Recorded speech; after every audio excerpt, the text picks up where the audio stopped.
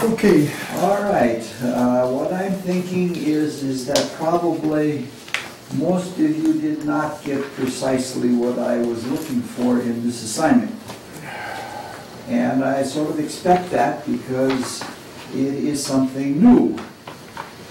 And when you do something new, you don't know exactly what you're going into. If we knew what the intent was, we wouldn't have to have the class. It's something like reading. Reading can be a very deceptive activity. We can put together words, and in our mind we can understand the literal meaning of those words. But that doesn't mean that we understand what they're pointing at. And even when one gets to the reality at which they are pointing, one may not unnecessarily understand that reality. So astrology points to the reality of cosmic stuff. Cosmic stuff being thoughts, ideas, desires, those sorts of things, and the character that works with those materials. And those materials can be analogous to physical materials because it requires judgment in the use of them, and it takes a while to know what you're working with. Even then, there are always new things. An experienced metallurgist might be surprised at some of the qualities that you get when you mix two different metals or two different substances together. So it's valid, but it is not a complete thing to our life to understand the blending of the elements of cosmic stuff. And at the same time, we're creating, because each person is taking those things and creating anew with the materials. So we can view astrology as an activity that's something like painting. It's easy for me to stand here and say things like this, and it's easy for you to give assent or dissent to them, but working with it and actually doing it proves to be quite difficult, and you don't always know what you're working with. Now, we as human beings have a lot of illusions. And a lot of those illusions come from the materialism that we have developed after many, many years in a world that has a lot of solids in it. Consequently, our view of objects and objectivity are often stiff, unpliable, and very often we're even rigid. Everybody but me, of course. So if we add to this the fact that we become very habitual in the way we think about things and always use the same process, it's a bad habit of thinking that we develop. And all of the Western science and technology is based on simple scientific methods. And those simple scientific methods have been wonderful in giving us a good understanding of the world and giving us all kinds of technology, but they're very simplistic. Scientists believe in one cause and one effect.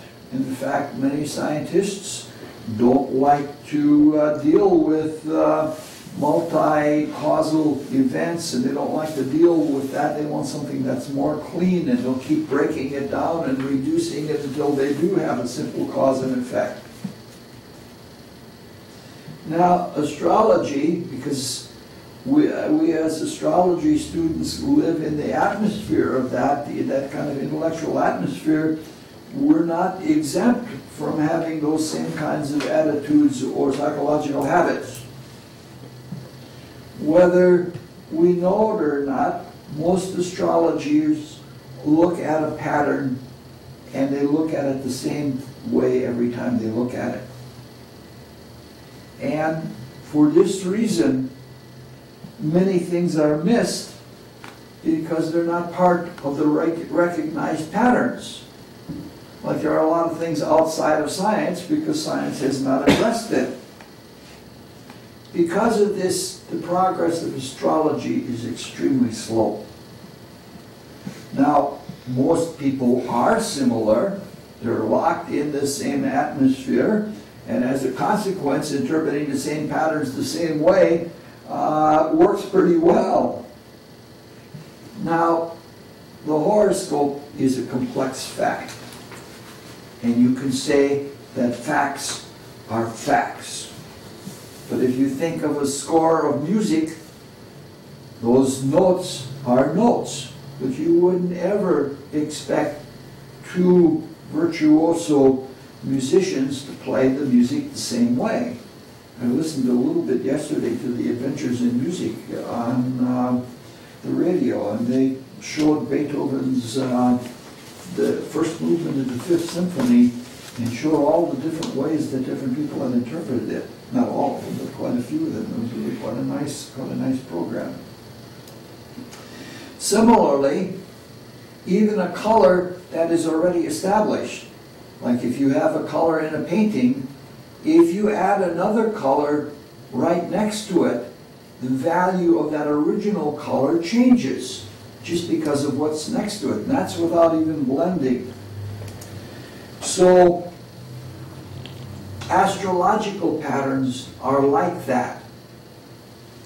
Given statements or given expressions of the emotions or attitudes that are in the cosmos, have new things put up next to them, and the values change, and sometimes they blend. It's almost a miracle to me. I can sit for hours without even doing the work myself. I can sit and watch a painter for hours, never say a word, but it's a miracle the way the painter blends the paints and knows exactly what to do to get what color.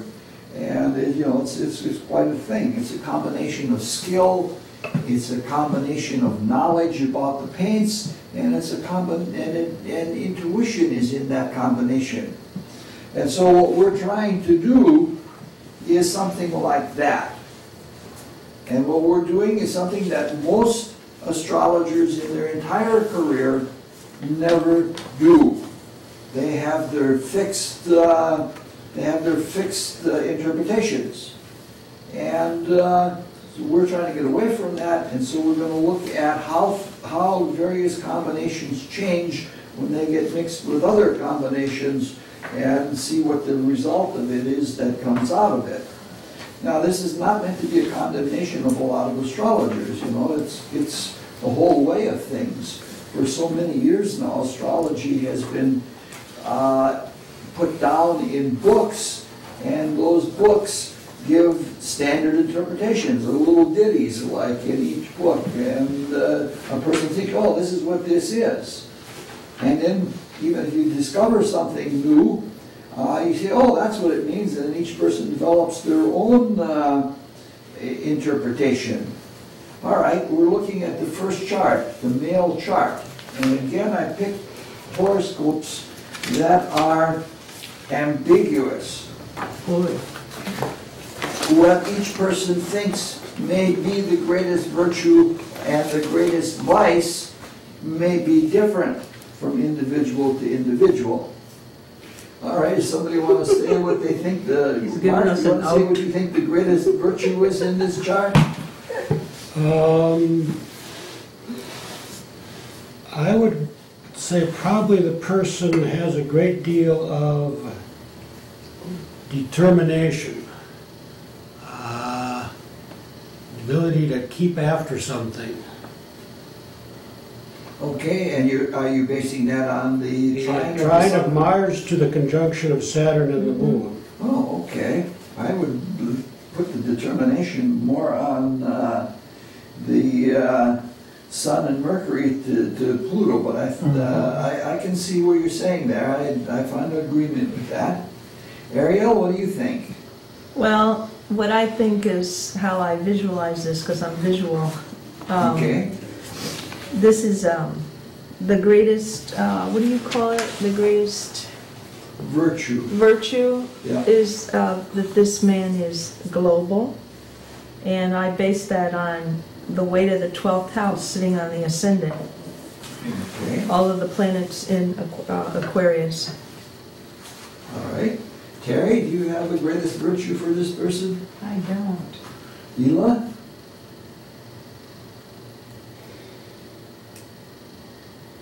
I see the Mars trine Saturn Okay. as All right. Jerry, you got something? move things forward. In all despite honesty, weight. Huh? in all honesty, I had difficulty finding virtue in this chart. I, Yeah. Yeah. It's a tough chart, That's a tough shot. but there are outs. My view was that the greatest virtue was the ability to control and sustain emotions with firmness and precision. Having very definite emotions about very sensible matters. The sensible matters being that that trine is in earth signs and that those emotions can be communicated clearly and tersely. I took as the secondary virtue, and that's open to interpretation, the absolute dedication of never giving up on something, and that I would associate with the other trine, the Sun-Mercury trine to Pluto, which is also comes from a fixed sign, and Pluto is very, very determined. I didn't know if willpower was considered a Yeah, virtue or not. But yeah. It certainly is. Do you have a great advice in this chart, Jerry? We'll let you lead off because... yeah, I think that he has a propensity for probably being a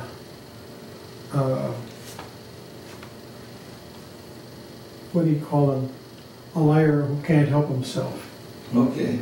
I based that on the sun and Mercury, both of them squared almost exactly to both Moon and Saturn. Yeah, sounds good. Compulsive liar. Yeah. All right, Ariel, what do you have? Well, I put down that he's egocentric, self-centered, opinionated, and I only base that on the Sun conjunct Mercury. But I do see the other things as well. I do have those here. Okay. Mark, what do you think? I had come to largely the same conclusion as Jerry, that he has a problem telling the truth. Okay. Ela?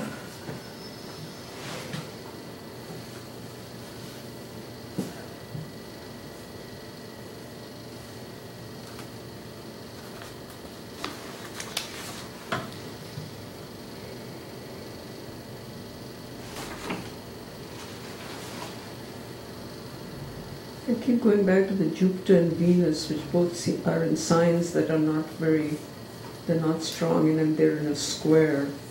Mm-hmm. And there's some kind of overindulgence here, or something one does not see, Okay. particularly because it's not an aspect to anything else Yeah. that will relieve it. Yeah. Terry? I'd have to agree with Jerry.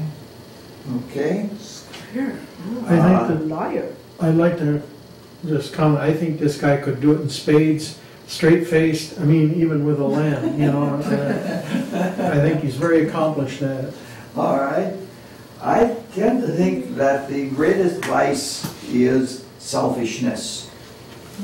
Selfishness in the name of the collective good. But it's unclear how much of it is deliberate. With the sun, you'd expect it to be deliberate. But in the 12th house, you would expect it to be a blind kind of selfishness. And with the Aquarius and with the Saturn, he has a coolness. This is somebody that could probably, even in his selfishness, outdo a lie detector. There are people who can do that.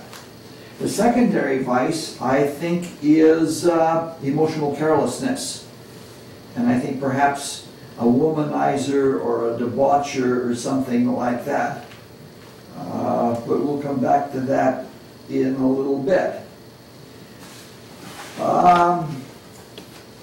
Mark, what do you think is the best case for the positive, as you see the positive? Well, somebody who, in spite of all his faults, gets things done and accomplishes things or is able to. Okay. Ariel? Well, still based on my original perceptions, this is someone that's a champion of causes. That's the best case scenario for this, what I see. Okay.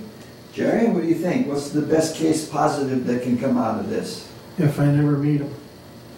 I mean, I would have great difficulty, I believe, with a person like this. If you met him, you'd become an instant celebrity. A very instant celebrity if you met him. Why? Oh. That's a Why, tease. he kill you or something? That's a tease. An instant celebrity if you met him. Ela, do you have a best case positive? Well, it's almost like someone caught up in a kind of a charismatic action that then leads to very responsible action, some of which might be quite instinctive and sensual, actually. Any notions, Terry? Let me ask you, is this, this to me, I get the impression this person can't help themselves to a degree. All those squares. It's hard to say. Everybody's supposed to be able to help themselves somewhere, but this is a rather monumental character, yes. Well, I tend to think that the best case positive that can come out of this, that can be developed out of the positives, is the ability to probe the unconscious. And that he can probe the unconscious so deeply that he can figure out all kinds of hidden motivations. And as a consequence could be a behind-the-scenes power. Yeah. And somebody that can stimulate emotions and get people to do exactly what he wants them to do. Yeah. All right? What's the strongest case for the negative that could come out of this? The likely one that you would think. Ela, what do you think?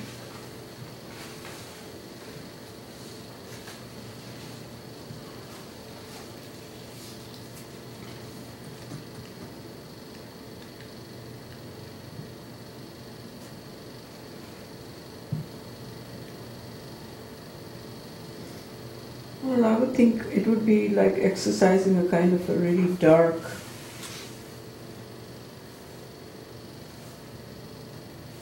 and charismatic power over people. Okay. Mark? Well, I would say that for all the ability to move things forward, there'd also be a tendency for a step forward, step back type of syndrome in the life, in that the tendency toward lying or selfishness would tend to intermittently disrupt the efforts to accomplish good ends. I guess that's all. Okay. Ariel, what do you think? Well, as I listen, I mean, this is the description of a criminal. Yeah, Because I looked at Some the, people would say yes and some people would say no. well, just when I look at the Mars opposition Neptune, because I can't do some of this stuff, I see that as illusion and a dishonesty, which would make that someone that's criminal or illegal or something along those lines. Okay. Jerry? Yeah, this guy is, I see him as possibly as a mafia don or something like that, somebody who's pulling the strings. And because with that strong trine to Pluto, the power is definitely on scene. They don't know that it's he who is doing it, and that combined with the other square, combined with that same square, he'd lie bold-facedly about it, to your face or to whoever. Okay. I'm just thinking. All right. My thought about it is that the worst case scenario is that he becomes so selfish that he becomes blind to everyone, including himself. That's what the 12th house is like. And that all he can think of is the fulfillment of his own desires, or what's good for him. And because there's so much secrecy from so many different places, that the person becomes so tight with secrecy that it's like there's a great deal of paranoia.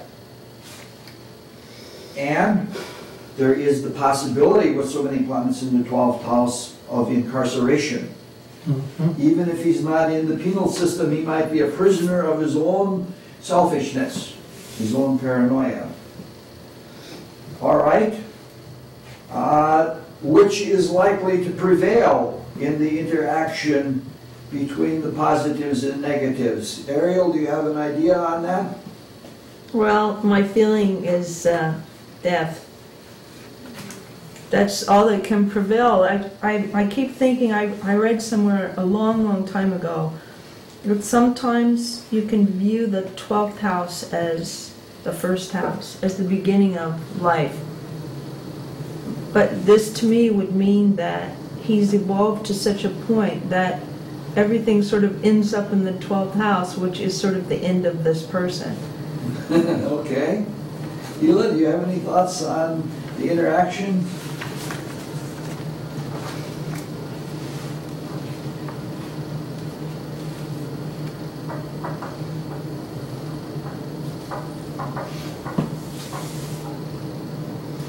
Well, some of the trines involve Pluto. The other ones involve Saturn. The only out seems to be the sextiles to Neptune that then wraps around with the Mars. And then we have that. Yeah, I would think it would be more misadventure. Terry, do you have something? I don't. Mark? I would guess in the end the negatives would tend to win The out. squares just hit you in the eye. At least from the view of the broader society, the person would be viewed negatively, and determination can be used for bad ends as well as good ends, so I think the negatives would win out in the end. Jerry? I think the negatives would win out hands down. It's probably a bank robber. So the emotional control that is ruled by the trines is then likely to serve the squares rather than the squares serving the trines. And the mental control and the willpower are also likely to come under the service of the selfishness, because the squares are more numerous and they are every bit as strong, if not stronger. Now we come to the hard part, what we're trying to do with this, and that is how each pattern changes as a result of being in the same horoscope with the other patterns. So we're now in the blending effect here now, so that we can get the little nuances that are brought up. Mark, you have any thoughts on that? Well, everybody can learn lessons in life, and you could see that where there's the trines urge him toward some sorts of accomplishments, that the squares tend to hold him back, and he could say, oops, I failed to accomplish this because I told a lie to this person and it didn't work out well. Maybe I should try and improve on that. Yeah, I like the way you're working on it. Do you have any thoughts on it, Ariel? Not at this moment. Hila? How the patterns blend? Yes, how each pattern is changed by being blended with the other patterns. That's the purpose of this whole exercise. But the Platons are already blended. Yes, I know, but when we talked first about the greatest virtue and the greatest vice, we talked about the simple patterns, the simple trines and the squares. Now we're seeing how those things, because they are involved with the other things, how the trine is different than if this trine were in a different, same trine were in a different horoscope. See, we're trying to do like mixing paints. And this is something that is not done much in astrology, and it's really an important thing, and because people miss a lot because of it. Good evening.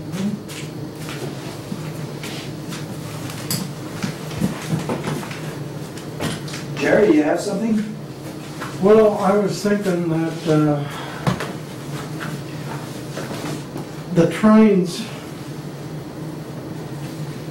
enable this. I mean, this person knows how to seize power or how to have power and how to do it from the hidden side. Now he uses the trine to work or fulfill his selfish desires. Is what I'm thinking. Yeah. Well, that's exactly what I'm thinking.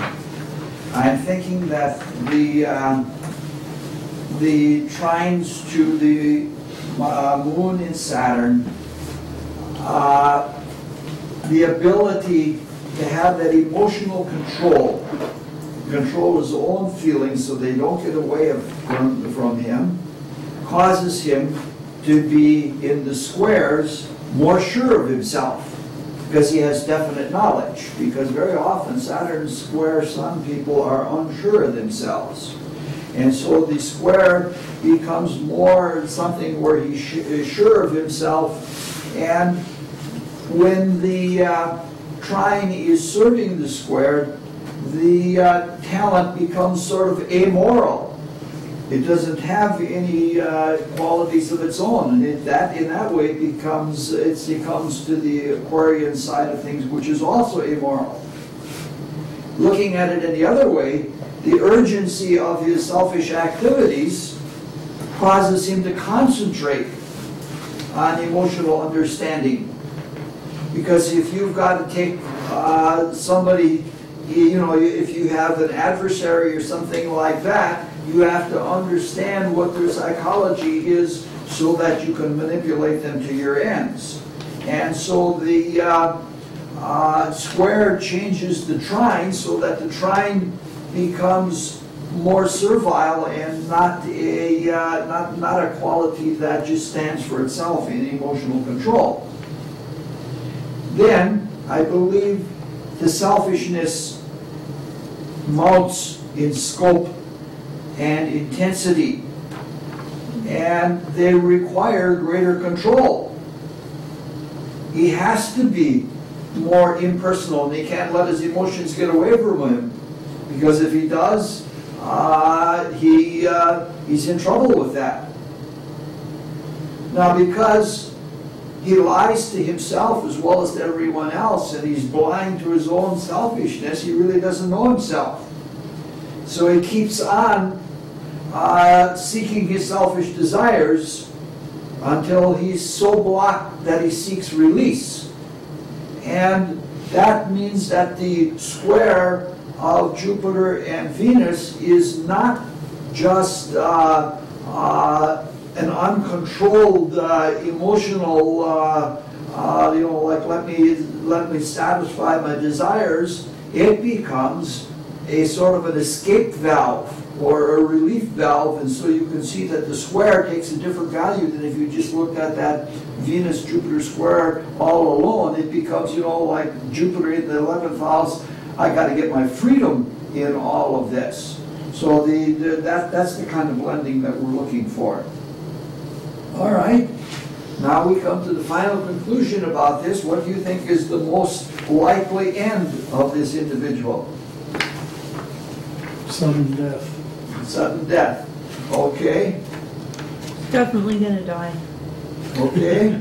And not just as a human being dying, but through some weirdness.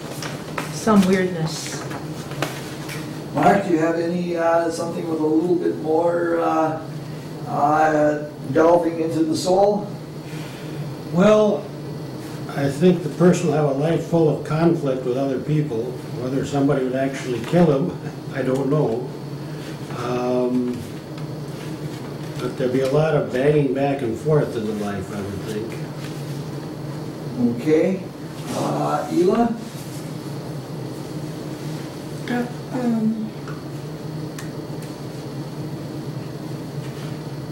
A violent death. Okay.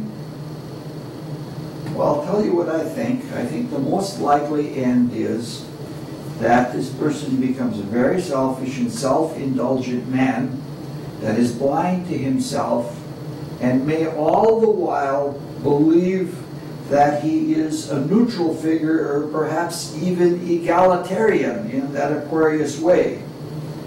And that he focuses so much on the objects of his desire that he oversteps his control.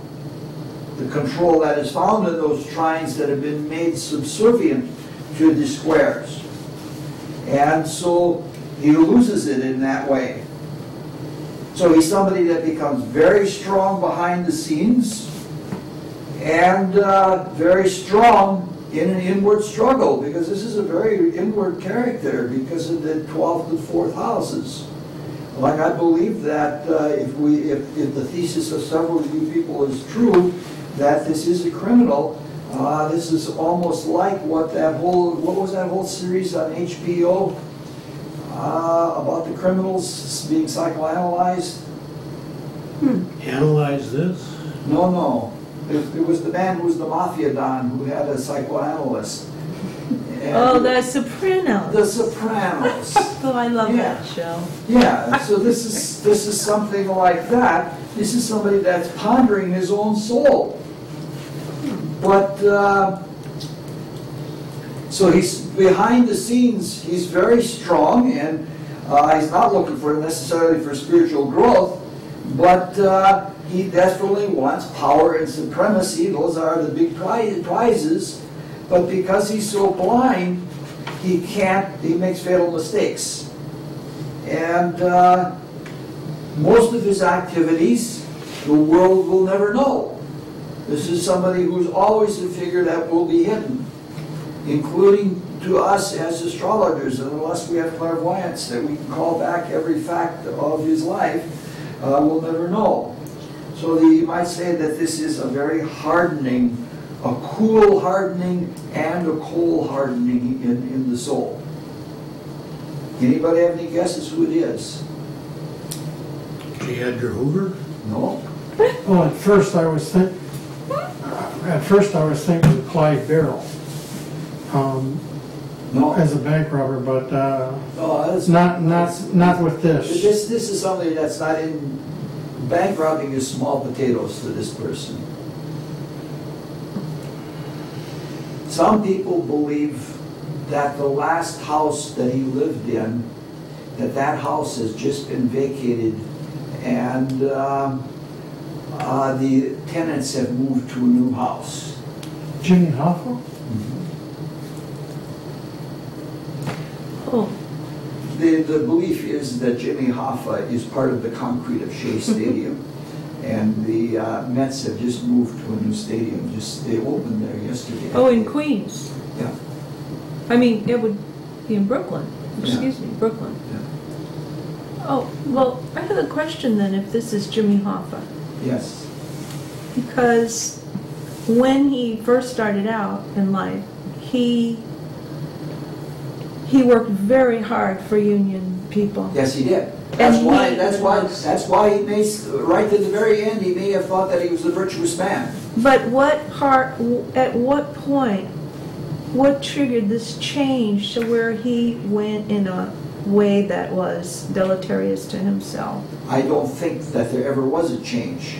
You think I think it was a mounting activity, but he was like that from the beginning, because I had worked with a man who at one time who was a pharmacy student at the University of Arizona, and we both worked together as part-timers in a pharmacy. And before he had gotten into pharmacy school, he was up in the Seattle area, and he was a truck driver, a non-union truck driver. and he met Jimmy Hoffa. So they barricaded his truck as he's driving at night. They barricade the truck so he has to stop, and they invite him out of the truck. And a goon is holding a monkey wrench right to his head, and they tell him it's probably a good idea if you don't continue to be a non-union truck driver. Oh, my And goodness. so he had a face-to-face with Jimmy Hoffa, and so he was like that from the beginning.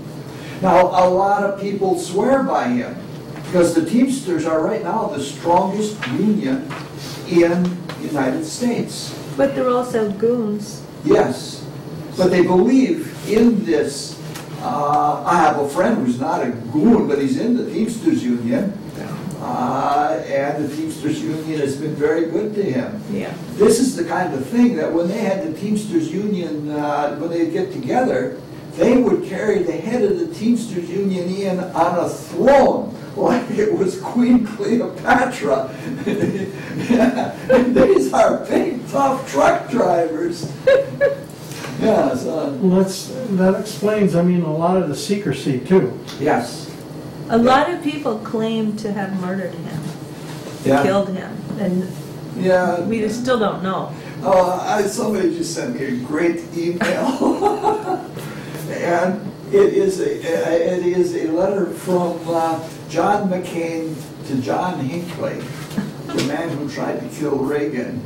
And he said, "I've heard that you've been rehabilitated so far that you're soon to be released. And it's all right, President Reagan is dead now, but I know that you still love Jodie Foster, and we now have a president who's banging Jodie Foster like a screen door in a tornado. I hope your recovery is such that you're released soon."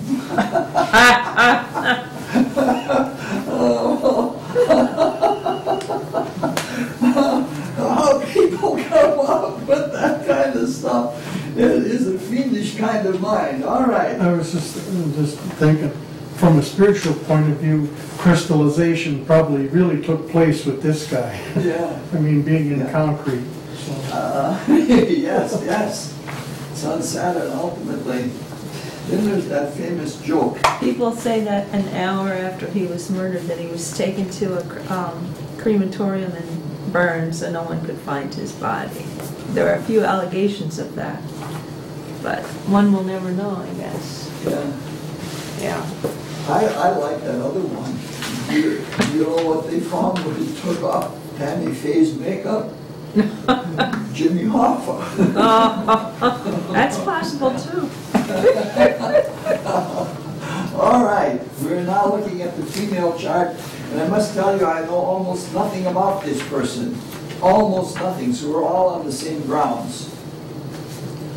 Ariel, we'll let you lead off. What do you think is the greatest Goodness. virtue in this chart? Okay, let me go to my notes here.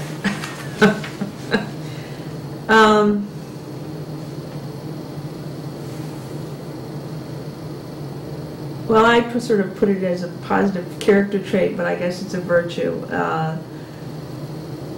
A driving ambition to succeed, and she seems to have a great depth of understanding, and I'm basing this on a Sun sextile Saturn. That's what I see. Okay. All right. Mark? Well, I would say the ability to inspire others or create a philosophical system based on personal effort and example. Okay. Elon?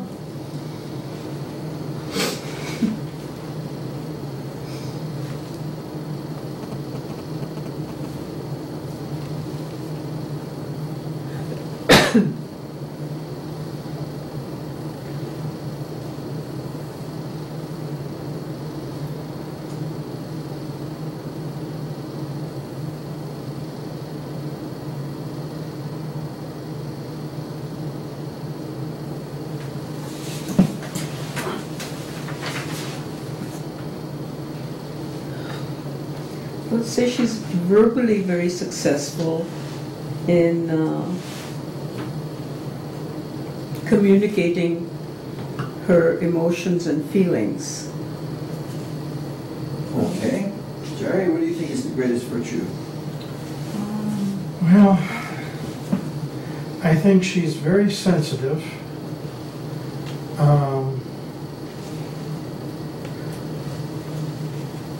She's sensitive.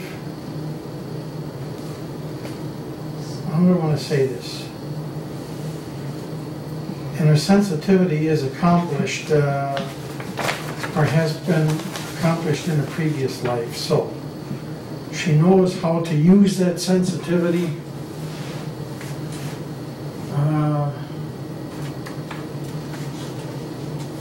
to motivate people in the right way. She has a certain charisma about her. Okay. And that's about all I can come up with. All right.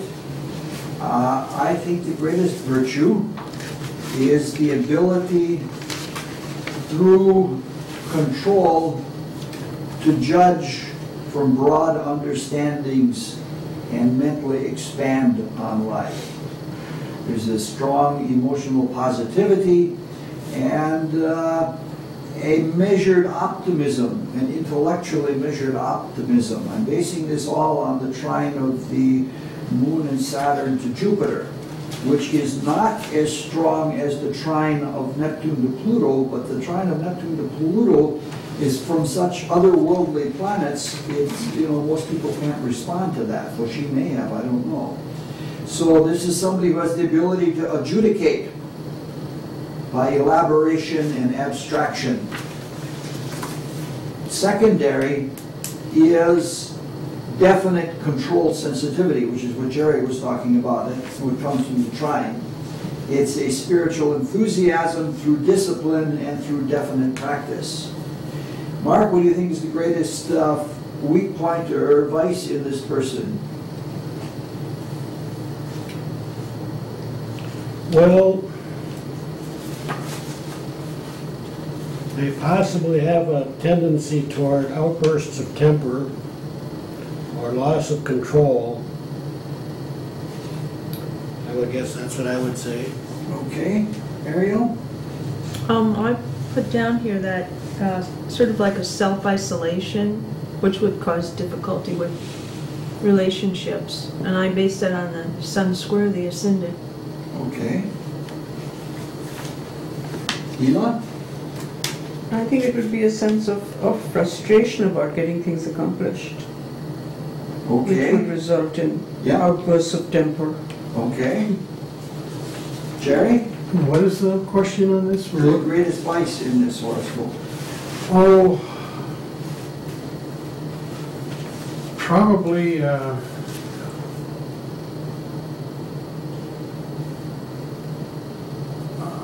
I don't know if it would be a jealousy of things, but I'm basing that on, I think it's a square between Libra and Capricorn. Yeah. Mars and Saturn. I mean, it's almost exact. I don't know if the fourth house is family, but might be jealous of her brothers or something like that, or material wealth that they have, or something on that order, I would think. Okay. All right. I could not decide what the greatest vice was because both the square of the Sun to Neptune and the square of Saturn to Mars, they're both extremely strong, and it's very hard to decide between the two of them without doing a deep analysis, which would not be right for what this class is. So one of the things is an uncontrolled sensitivity of the world. It's as if the facts of the world just come into her like a sandstorm, and she has no ability to even discriminate them. And she gets very subjective about them, and she has a perhaps analytical view of the world, but the sensitivity it's just too much, it's overwhelming. The other one is frustration with financial limitations and perhaps even a lot of repressed anger or something like that, so that there's fear and hate and resentment and hostility and all of those kinds of things over, over specific objects or wealth or something like that. All right. What is, let's look at some of these things taken to extremes. Ariel, do you have, if each of these are taken to extremes, what do you think would be the result of it? Based on what I said. That's all right, develop your own thesis, I'm all for it. Well, if I see this person is sort of imposing a self-isolation, which would cause difficulty with relationships, then she would become a very defensive person if someone approached her, because she would need to keep people away from her. So she would be defending herself against people thinking they're against her, I suppose. Okay. Mark, what do you think? The positive, if taken, Either one, or both if you like, if each one taken to its extreme. well, I was looking at the trine of the moon to Jupiter as someone who would be able to inspire or philosophize or something. The fact that the moon is loosely conjoined to Saturn, which is square to Mars, makes those two interact through the conjunction of moon and Saturn. So that probably the tendency of the trine of the moon to Jupiter to go to too much of an extreme is held back by the conjunction to Saturn, and the square of Mars to Saturn is could be kept from getting too hard by the influence of Jupiter and the moon working into Yeah, Saturn. you're several steps ahead of us, though. I thought you said I could combine things. No, that's a couple of steps ahead, but I like what you're doing. It's the right activity. Ela? Well, if I took the ones I counted as positive and negative, I would say that the positive one would, the extreme of it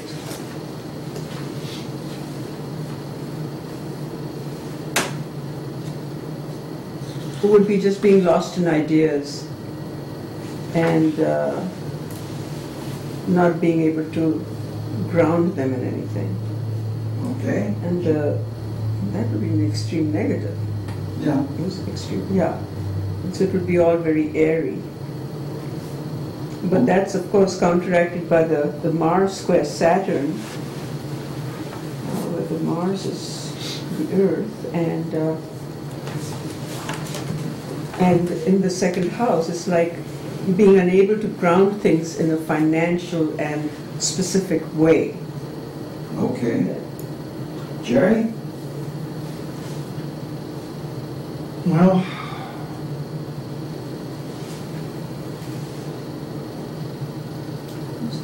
the thought I have is that because of the square of Neptune and the Sun,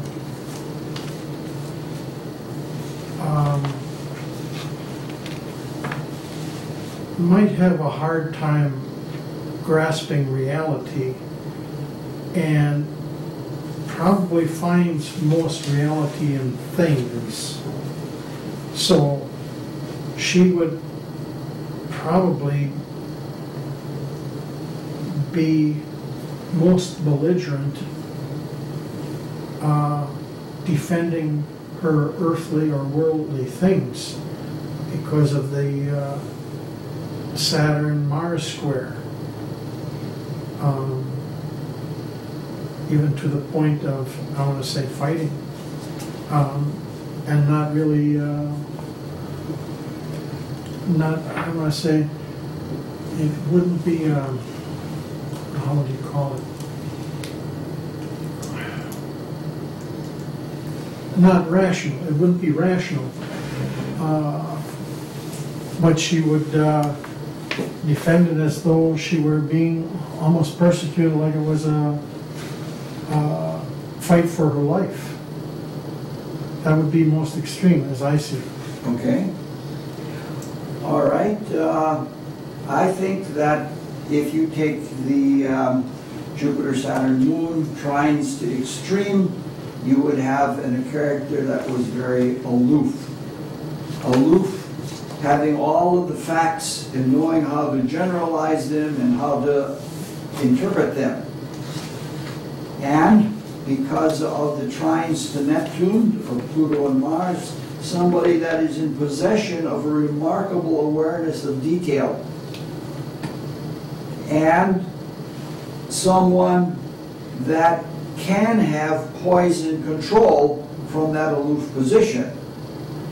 On the other hand, if she responds to the negative parts of her being, because of her sensitivity, she probably makes overmuch of herself. And she sits and stews in her own subconscious and in her own resentments. She's probably self-critical, and she tries to externalize her bad feelings, but it cannot necessarily be successful with that, and so she's a prisoner of them. All right, now without the blending, let's go to the third step, which is to see how each of the positives and negatives affect each other. You want to try that, Mark? Well, you've already done that. You've pretty much done yeah. that. Yeah. Ariel? I need to listen. Okay. Neil? How the positive and negatives affect each other? without necessarily getting into how each is changed, but what influence each has on the other.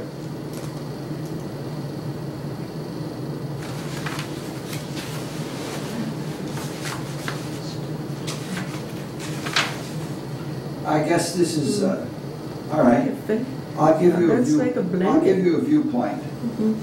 I believe that the sensitivity provides the facts that are pondered and analyzed in that virtuous part of her character. And it does so extremely well that, that she has a lot that she can expatiate on. Conversely, judging and analyzing rebounds or redounds on herself, and she becomes very self-critical, self-analyzing. And the impressions of violence in her soul urgently spur her to a need for absolute control, because she realizes she doesn't have control with the sensitivity. And she can't allow herself to continue to be overwhelmed, because she'll just be resentful by that. And it brings her to be almost obsessive about control, though maybe not completely successful in that obsessiveness. And so control is a way to perhaps deal with negative energy. Now, how does each pattern change in flavor because of its relationship with the other patterns? Ariel, do you have anything on that, or you're... I'm just going to absorb. Okay. Mark?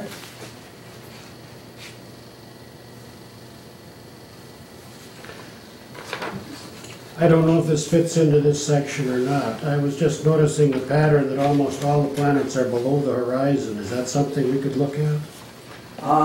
That's a little bit general from what we're looking at, but you could say that it leads to a very personal kind of existence. Yeah. Other than that, I guess I'd have to pass on that. Okay, Ela, do you have anything at this point, or?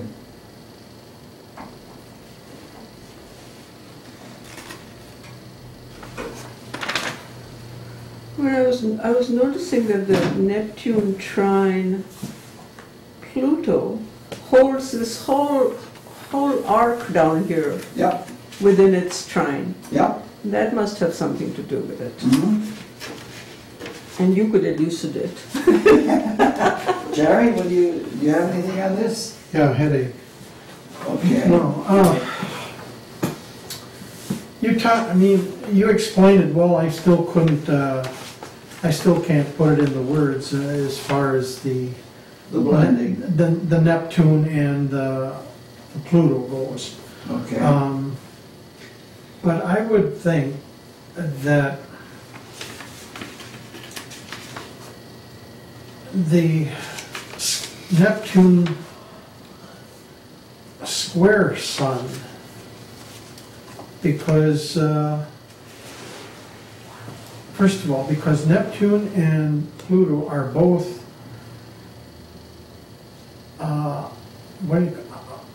octave planets that we can't really see or know the definite effects, or see the definite effects. If what is stated is true, that Neptune trine Pluto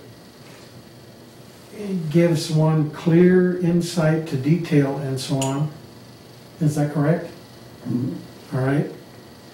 Then I would think Neptune, since it also is a high octave planet and deals with some unknown but sensitivity, might, since it is squared to the Sun, might cause some pretty serious self-doubt as to, am I sensing this correctly? Since it is a square. I would think that it would kind of question the details. Am I getting this right? Am I reading this right? You know, that kind of thing. Yeah, I think that is an agreeable analysis to me. The way I've looked at it is looking at the trines of Moon, Jupiter, and Saturn. That ability to be coolly abstract and to generalize causes the Neptune square Sun to not just be a sensitivity and not to just stew in how the world overpowers her. But the generalization behavior turns, the generalization pattern turns that square into being something that is more self-analytical, and that it would become then an aspect of spiritual psychology or something like that. And then the self-knowledge that she gets through the sensitivity, both controlled and uncontrolled, produces much more accurate generalizations. She becomes much more understanding of human situations. She becomes much more understanding of facts and thoughts and things like that. It gives more of an urgency, so that the trine does not remain just a cool Aries sign trine. The personalization of it gives more urgency to it. And another way, the sensitivity, because she feels things so strong. I have a winter cold or a summer cold, I don't know where it came from. The extreme sensitivity, because she feels it so strongly, her hatreds and her animosities become stronger. And she becomes much more aware of those things in herself, because you can't live with things that are that intense. And so what she looks at, so that the sensitivity brings it to greater waking self-consciousness, and then that changes the trine, so that it is the trine between Neptune and Pluto, so that it isn't just a cold or a factual discrimination of things. It becomes, I have to be really careful about this because I could destroy myself in anger.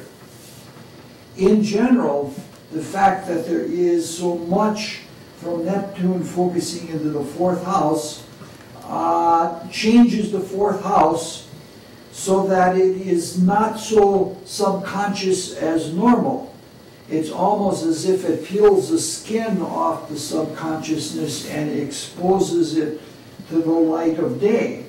And so that all of the very personal interpretations become depersonalized, which again then makes the trines and the Aries signs much more together with the consequences of what happens in the fourth house. You know, they're working homophonically with each other. All right, what do you think is the outcome of this person's life?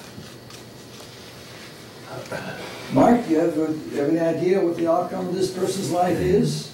I don't know what it was, so we're all... Well, I don't know. If I had to make a guess, I would guess that they had some positive accomplishments in their life, whether they were personal or public nature, I don't know. I tend to think that the negatives and the positives will interact in a positive way, that the person would grow during their life in a positive way, in spite of some back and forth type stuff. Okay. Ariel, are you in? I'm just taking it all in. Okay. Ela? Well, it seems like a private life. It seems like a very intensely private life, some of which might come through in the ninth house. But it doesn't seem like it would be a whole lot. It would be more personal to herself than to society. Okay. Jerry? Well,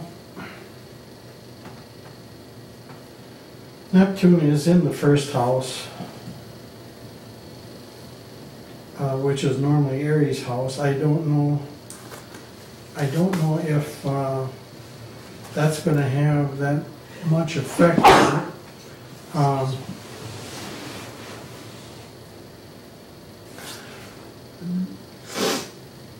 The sensitivity in some cases here, I would think, would be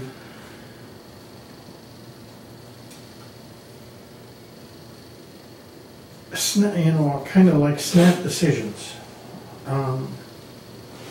But then after, due to the square, that's when they start thinking about it. So I think that this person probably made a lot of decisions, personal ones, had a lot of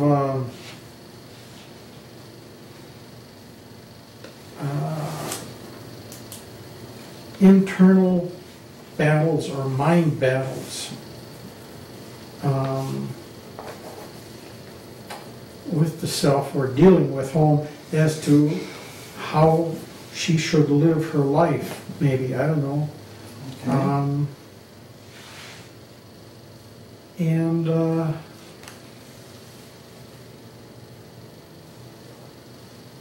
I think most of it was pretty sound, because, or not because, but primarily because of the other trine between Moon and Saturn and Jupiter. The Saturn being a kind of judge there.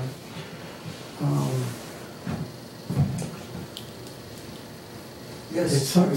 I'm sorry, I thought you were done.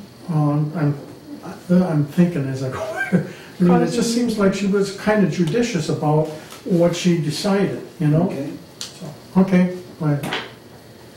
Whenever I see Neptune, for some reason, especially because it's there in the first house,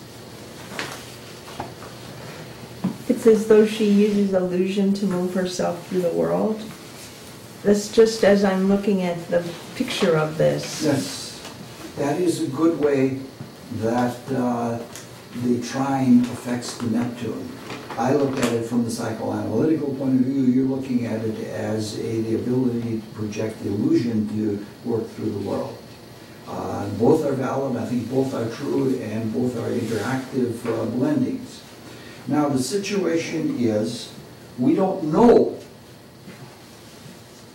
We know what this person is famous for, and we know some of the details of her life, but we don't know her character. Now, what this person is famous for is not maybe what her life was like. And the astrological analysis of this is not the same thing as what this person is famous for. That may be because we have imperfect or incomplete knowledge. It may be because she overcame.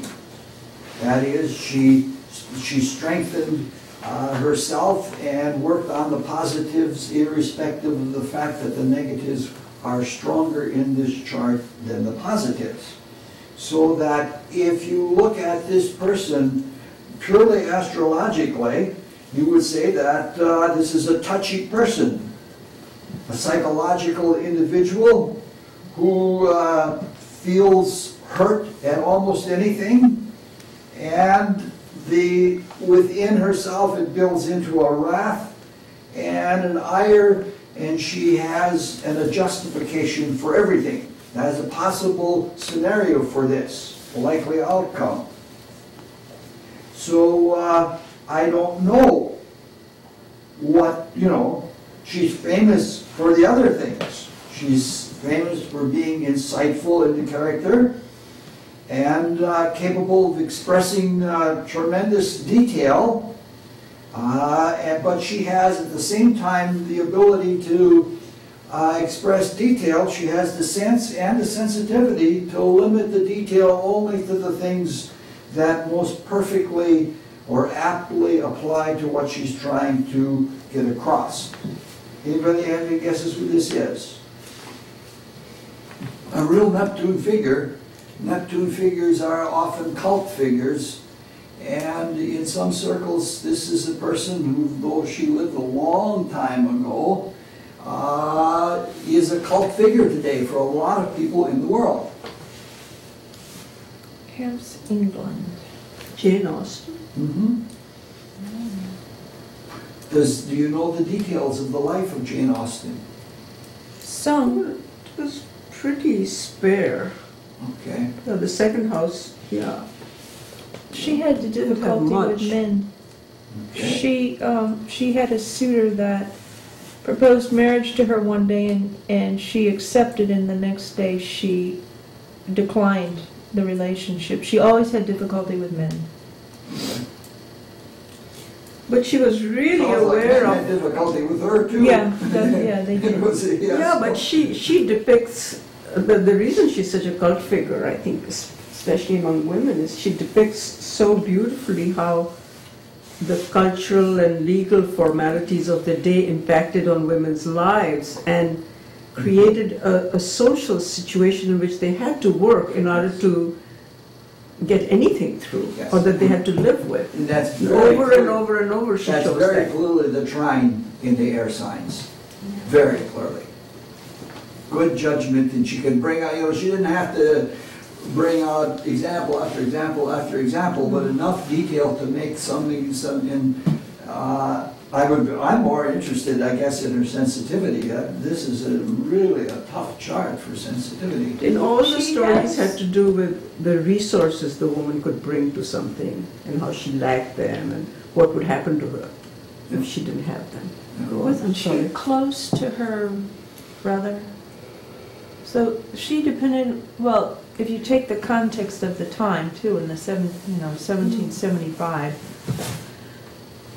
there would have been a closer knit family situation there. But I do think she had a closeness with her brother, if I'm not mistaken. But she relied very heavily on her family for many they all things. had so to, that, yeah, that it was makes, a given, that makes yeah. the fourth house. Fourth house very important then, yeah. Right. You had no choice. But you should be able to do the chart without that context, should you not? Yeah.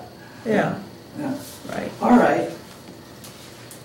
These are the assignments. It's virtually the same assignment for next time, only with two different horoscopes. Now you know what we're doing. It'll be easier to do it. In other words, same thing, only different. Yeah. We done then? Yes, we are. Unless somebody has a bunch of questions. I have a question. for Okay. Mark? Oh, no, I'm sorry. Jerry. Jerry, I'm sorry. You said something about this woman. You said something comes from her previous life. Could you explain that to me? Where you get that from so I can see it? The, Sun, ruling the 12th house, being in the... Richard can explain that better than I can. I didn't say it. No, I wouldn't I mean- say That's it. it. The sun does rule the 12th house, Yeah. and No. she's put in a subject. If you're taking that line, I wouldn't, because I didn't look at indirect influences, but that would be the tie together. Yeah, and the sun being where it is, right in the... Yeah. I'm just, cusp. I based it on the fact that if you've got a trine in your chart, it's something that has been perfected. Well, if you didn't perfect it in this life, it had to be perfected in another one. Yeah, but the trine can also indicate the option for perfection. Some are people very have it wide. already- How about the somebody difference had- between a Some people have it in the 5-degree? bag and some people don't. Yeah. Yeah. How about, yeah, there's a difference between like a 5-degree difference and a exact. All my trines are very, very wide. It doesn't make any difference at all. It's very close though. I mean, it's within, So what I was not very understand, I didn't understand why everyone called in the male chart, they kept saying that he was very selfish. Sun square Saturn is selfish, Is it? yes. Yeah, especially when Saturn gets in Taurus, it gets extremely selfish. Fixed, in that, yeah. Go I ahead. did see the fixity. Now, when is our next class? So I don't- Probably in 2 weeks again, and that may be the last one. And if I'm what not is that? mistaken. What's 2 weeks? No. The next one may be the last one. What does the schedule say? There's a schedule on here somewhere. 15, so that would be the 29th, 29th. right? Oh, okay. No, there's one more after, no, the next one is it. Oh, that's What is it, terrible. Wednesday the 29th? No, it is May 13th. That's too No, so we're missing a Wednesday. Yes, because I have something else in between there. Okay, so May 13th, May 13th is the last meeting. Wednesday, A month from May tonight, yeah. 13th. You mean for the entire summer and everything? Yep, Oh, that's really... we'll have a summer school here Oh, you... in August. And there will be, I'll be offering 5 astrology classes during the summer school and 5 on the philosophy. And I can pretty much tell you what it's going to be. It's going to be all about cause and consequence.